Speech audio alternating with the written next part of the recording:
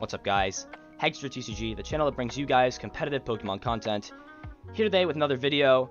Today we're going to be covering the Ultra Prism of Darkness Ablaze format, so the format that POG Championships will be played in. I have a lot of POG content coming out on the channel, so hopefully if you guys are interested in that, you guys can check out the other videos I'll have up on this channel soon, so stay tuned for that. But today we're going to be doing our first deck profile in this series of POG decks we'll be covering, as well as some possible gameplay coming up as well, but we want to focus on some deck tech and some deck lists here. And decks you should look out for and possibly test and consider if you are playing the POG Championships. This deck we're going to cover is Zacian.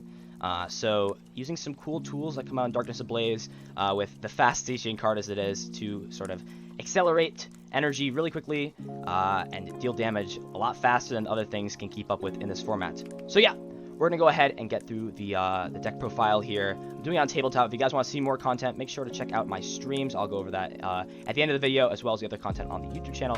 Without further ado, let's go ahead and get into this profile here. I got the whole list pulled up right now, and you can see it's pretty interesting, and it's got some cool cards and inclusions in here.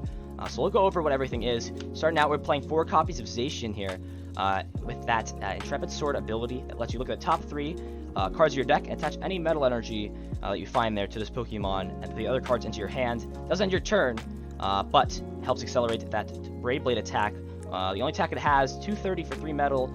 Can't attack next turn, but pretty good, 230 for 3. And we have ways of resetting that by putting Zacian back to the bench, so it can use that attack again and continue to swing. Other things to note, weak to fire, so some things like Baby Blounds will be able to kill this pretty easily, as well as some other fire types coming out in the format. 2 is metal type, so we can use certain accelerating items that we will cover here. And it's a basic as well, so 220 HP is pretty solid for a 2 prizer. We're also playing 3 copies of Jirachi with Stellar Wish. Let's look at the top 5 cards of your deck and put any trainer card you find there. And we do play a lot of trainers in this deck. You shuffle your deck and you put Jirachi to sleep, which isn't that big of a deal because we have ways to get it out of the active by not manually retreating it. So this is a good way to find all of our trainer cards we need to find. We can find supporters, we can find our energy acceleration cards, our search outs, you name it, right? Anything that's not energy in a Pokemon, which we play a lot of, so we can find that as well. We play this 3-card combo line here as well. It is Zacian, but we do play combo cards in here. So we play 1 copy of Oranguru with a Primate Wisdom ability. Lets you put a card from your hand on the top of your deck and switch it with the top card of your deck. So this is great with comboing with Jirachi Prism Star and the Mr. Mime card, which I'll go over. But it's also good when you're going to end your turn with Intrepid Sword. If you've already attached for turn, you put an energy card you have in your hand on top of your deck to guarantee that Intrepid Sword will attach extra energy to Zacian. And it allows you to just set up constant Brave Blades over and over again that continue putting on a pressure onto your opponent. From there, we play 1 copy of Jirachi Prism Star with that Wish Upon a Star ability, which lets you, if you take it as a face-down prize card and you have space on your bench, you can bench it and then take another prize card. And we combo this with Mr. Mime and the Oranguru. So Mr. Mime has the Pantomime ability that says when you play it from your hand to your bench, you can switch one of your prize cards with the top card of your deck. It has to be face down. It's not really relevant in this case, but yeah. So the way that this combo works, just to quickly go over it, we Primate Wisdom, so we switch the top card of our deck with a card from our hand, the card in our hand being Jirachi, so Jirachi's now on top of our deck. And then we play Mr. Mime, which allows us to put the Jirachi that's on top of our deck into the prize cards. And we can continuously do this with Scoop Up Net, which we'll go over in a minute. And then when we take knockouts, we can take, for example, instead of 1 prize, we take 2 prizes. Instead of 2 prizes, we take 3 prizes, and so on and so on. So we can win the game a lot faster. And this helps out with a lot of different matchups.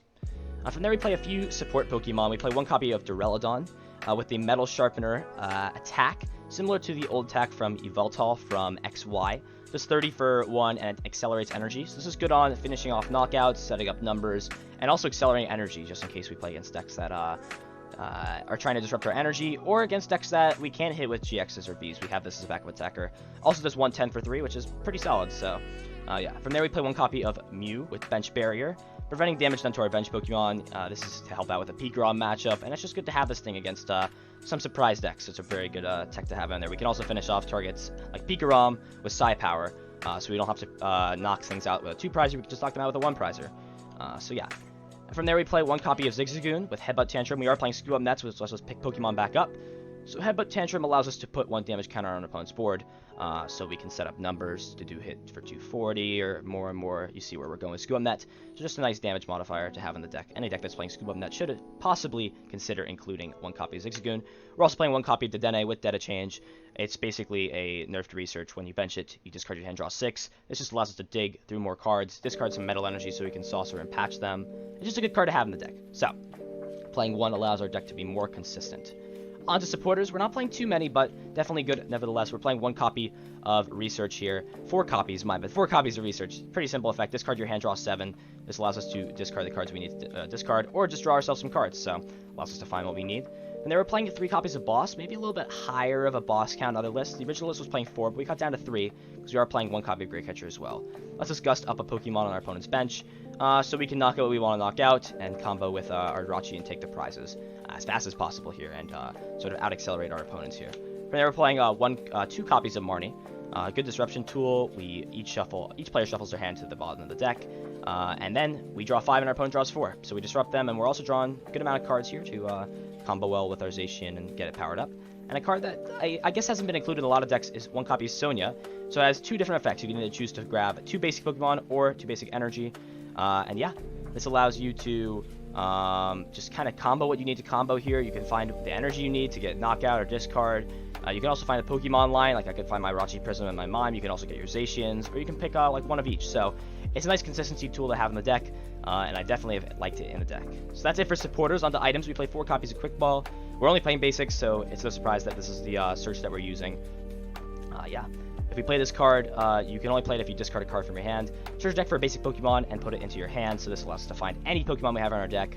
Yeah, pretty solid. We play 4 copies of Metal Saucer. Lets us attach a Metal Energy from our discard pile to one of our bench Metal Pokemon, so this allows us to get Zacian powered up in possibly 1 turn. We also play Turbo Patch, which is another energy acceleration card. So it allows us to get this thing powered up very, very fast. Put on a lot of aggression pretty quickly. From there, we're playing 4 copies of Scoop Up Net. Lets us put 1 Pokemon that isn't a V or GX into our hands. This allows us to reuse the combo for our Anguru, allows us to get Jirachi out of the active, allows us to put more damage to Zigzagoon. It has a lot of utility in this deck, and allows us to put together combos, deal damage, you name it. So, very solid inclusion. No reason not to be playing this in a deck that plays Jirachi and the full combo and Zigzagoon. 4 copies of Switch is a must-need in any Zacian deck. Allows us to switch our active with our bench to reset the Brave Blade attack, and also get Jirachi out of the active. So, no reason not to play 4 Switch. A lot of decks are playing that, so pretty standard stuff. From there, we're playing 4 copies of Turbo Patch. This is a new card that's coming out in Darkness Ablaze.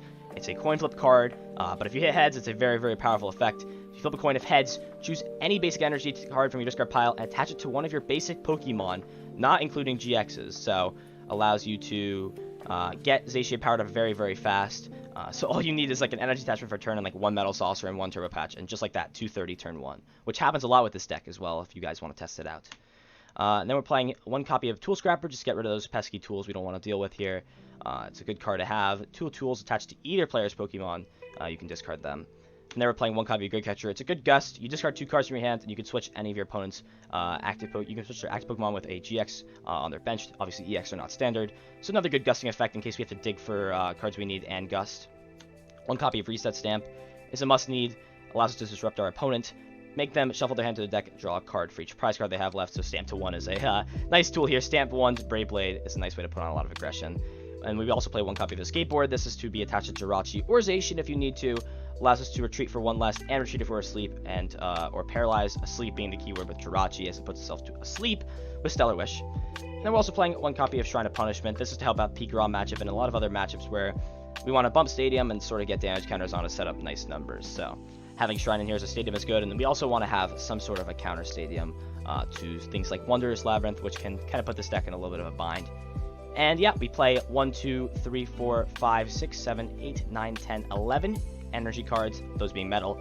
We don't need to play any other energy cards, and we play a lot so that we can find them early game, get them in the discard pile, saucer them, attach them, primate them, get them on our Zacians, you name it, so we can get our attacks going and outpace our opponent. So yeah, that's basically the deck profile, guys. I like it a lot. It's very, very solid. Got some good stuff as well, so I highly suggest you guys checking it out. It's a good deck.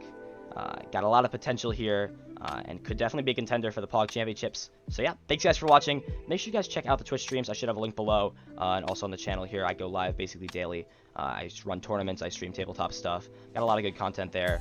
And also check out the other socials below. And yeah, thanks guys for watching. I appreciate it a lot, and I'll see you guys in the next video.